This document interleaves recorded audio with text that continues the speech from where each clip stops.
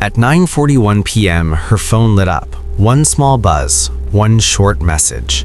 It seemed ordinary, casual, but that message would mark the last time anyone ever heard from Emily Carter. By morning, her apartment door was still locked, her car hadn't moved, her bed hadn't been slept in, and the man she had met that evening, he had already vanished from every trace of digital life. Emily was 26, smart, cautious, independent, a marketing coordinator with long office hours and quiet nights at home. She wasn't reckless. She wasn't naive. She always let someone know where she was going. She followed the rules. That night, she did what millions of young women do every day. She swiped, she matched, she talked, she laughed, and she agreed to meet someone new. His profile seemed perfect. Too perfect, as police would later note. A well-lit photo, a friendly smile, a tech consulting job. No red flags, no odd messages, no hints of danger. They chatted lightly for 2 days. Movies, food, travel. By the second day, he suggested meeting in person. Emily hesitated. Then she agreed. The restaurant was busy, casual, and well-lit in the heart of the city. Security cameras covered every corner. She arrived at 7:12 p.m., texted her sister, "Here now, looks normal so far." And for a while, everything did. She laughed, they shared appetizers, they ordered drinks. Nothing screamed danger. But danger rarely announces itself. At 8:36 p.m., she texted again. "Date's going okay, might head out soon." Police would later preserve these messages as timestamps, digital markers of her last known movements. Then came 9:41 p.m., the final text. "Getting weird vibes. If I don't text when I'm home, call me." A warning, subtle, serious, and haunting in hindsight. She never made it home. The next morning, when Emily didn't show up to work, no one panicked immediately. She occasionally worked remotely. She took personal days. But when her sister called, no answer. Voicemail, unread messages. By noon, concern became worry. By evening, fear solidified. Something had gone terribly wrong. Police arrived at her apartment at 6:48 p.m. the following day. Nothing was stolen, no forced entry. Her purse, laptop, passport, all untouched. But her phone was gone, her keys were gone, her jacket was gone. Investigators quickly focused on the Tinder date, the last person known to have seen her. Phone records showed she hadn't just disappeared. Her phone pinged a cell tower 18 miles away at 10:03 p.m., then again near an industrial district at 10:19 p.m. At 10:27 p.m., it went dark forever. Deleted, wiped, vanished. Tinder was no help. The account had been erased, not deactivated, erased. But the company's servers held fragments, a username, a burner email, a single photo, enough for police to start digging. Within hours, tips flooded in. Some claimed sightings, others claimed recognition of the man. Most were dead ends. Until one woman called. She had matched with the same man weeks earlier. Same photo, same charm, same tone. She never met him because one line stopped her cold. "I like when women trust me quickly." Pattern, manipulation, intent. Then came the most chilling realization. Emily was not the first. 2 other women had vanished under eerily similar circumstances across the region in the previous 18 months. Different cities, different ages, same app, same pattern. Each had sent a final text warning someone of unease. None returned. The detective's question shifted from what happened to Emily to how many times had this man done this before. Somewhere, the suspect was watching the news, watching Emily's face appear on TV, knowing truths no one else could yet see. And in that quiet, ordinary city, the darkness that had always existed in plain sight was about to reveal itself. The man's name, at least the one he gave Emily, was Ryan Thompson, but police quickly realized that was only the tip of a carefully constructed facade. His fingerprints didn't match any record, and his address was a rented apartment under a friend's name. Ryan was meticulous, polite, charming, everything that screams trust to a first-time date. But beneath the surface, he lived a life no one could have imagined. Detectives started by retracing Emily's steps. They visited the restaurant, spoke to waitstaff, and reviewed security footage. He had arrived 15 minutes before Emily, sitting at a corner table with a view of the entrance. His posture was casual. His eyes scanned constantly, not at Emily, but at the other patrons, watching, calculating. When Emily arrived, he greeted her warmly, polite, engaging, but subtle details on the footage would later make investigators pause. Every time a waiter passed, Ryan's hand subtly shifted, not in a nervous way, but as if he were ensuring control. His phone never left the table, and when Emily checked her own phone, she didn't notice the slight smirk that flashed across his face. After the date, Ryan offered to walk Emily to her car. She declined. She felt uneasy, the weird vibes she had texted her sister about, but he insisted he just wanted to be polite. She agreed, thinking there was no harm. And that was when everything went wrong. Police reconstructed that walk from witness statements and sparse surveillance. He guided her towards a side street. One camera did capture a flash, her phone lighting up, the final text. But the rest, gone. Shadows swallowed them. When Emily's phone pinged the first distant tower, Ryan was already well beyond the main district. At that point, he had orchestrated everything so carefully that the trail almost vanished. Detectives then dug into Ryan's background. Bank statements, rental agreements, social media accounts, all led to dead ends. He had no prior arrests, no public record, no identifiable relatives. He existed in fragments, a ghost in plain sight.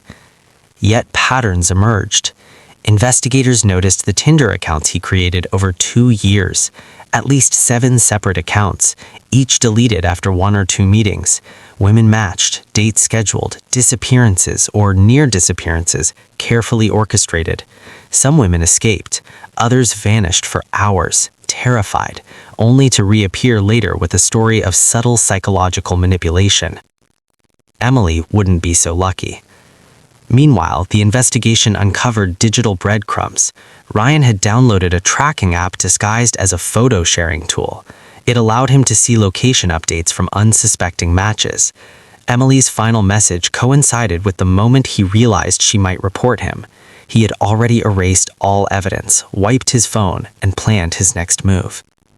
Detectives began reviewing similar missing persons cases. There was one pattern that made every officer's neck stand up. The final message text. Each victim had sent a subtle alert, a gut instinct of danger. Each alert, when paired with Ryan's behavior, pointed to calculated predation. Interrogation of friends and neighbors revealed fragments of Ryan's public life. A regular at coffee shops, polite in grocery stores, charismatic at bars. Nobody suspected, nobody knew. Even neighbors said he seemed so normal. Normal was part of the manipulation, but hidden beneath that normalcy was obsession and control. Surveillance cameras at gyms and libraries, combined with online footprints, revealed he spent hours studying the habits of women in his city. Every routine meticulously logged, every evening planned, every move observed.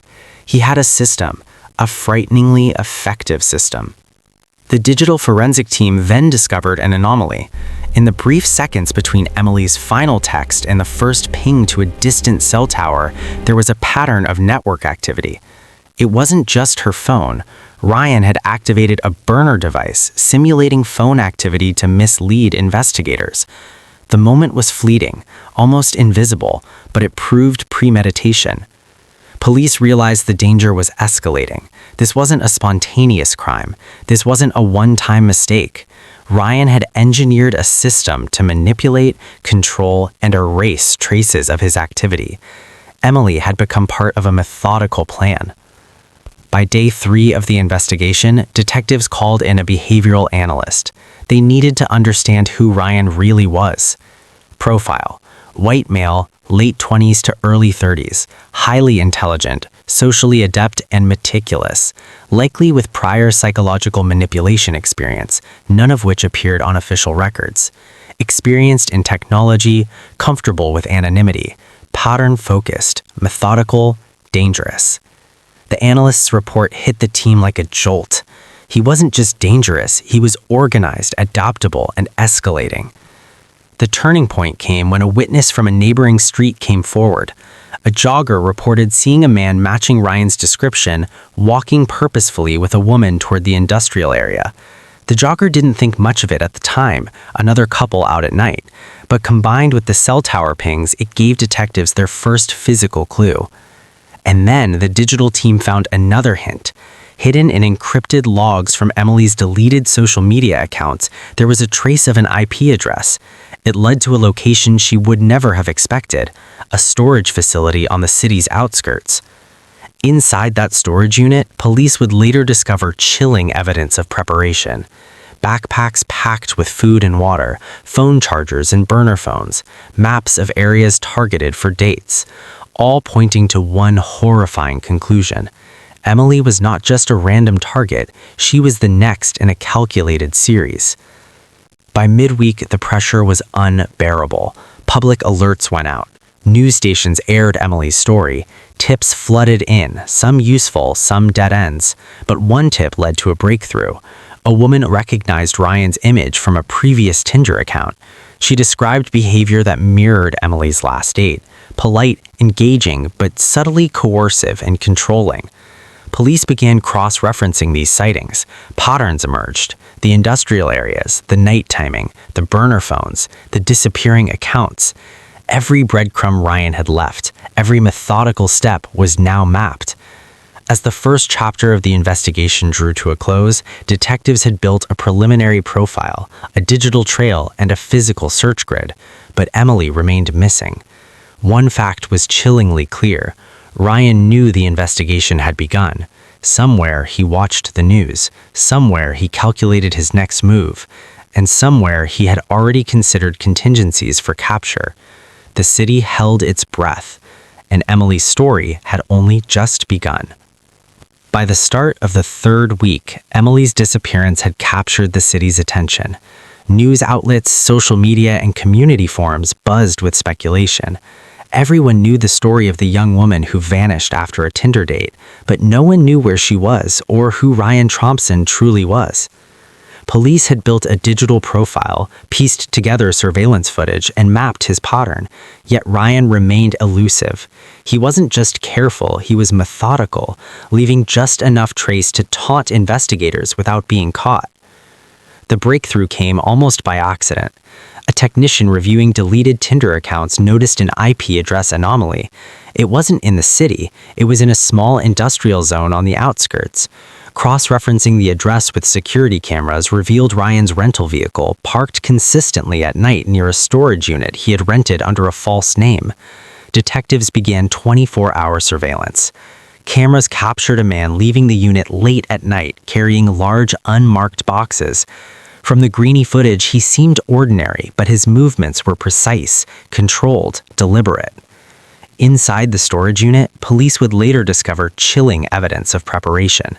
Backpacks packed with food and water, phone chargers and burner phones, maps of areas targeted for dates, all pointing to one horrifying conclusion. Emily was not just a random target, she was the next in a calculated series. Detectives knew time was critical. Emily had vanished nearly 2 weeks earlier, and Ryan had a deep understanding of human behavior. Every delay increased the risk. The FBI was brought in to assist with digital forensics and behavioral profiling. Using IP logs, surveillance, and patterns from previous Tinder interactions, analysts predicted Ryan's likely movements. Then a tip came from a man in a neighboring town who reported seeing someone matching Ryan's description entering a motel. Police moved immediately. It happened late at night. Officers approached silently, cameras capturing every moment. Ryan was unaware. Inside the motel room, Emily was alive but terrified. She had been hidden, controlled, and monitored, but not physically harmed.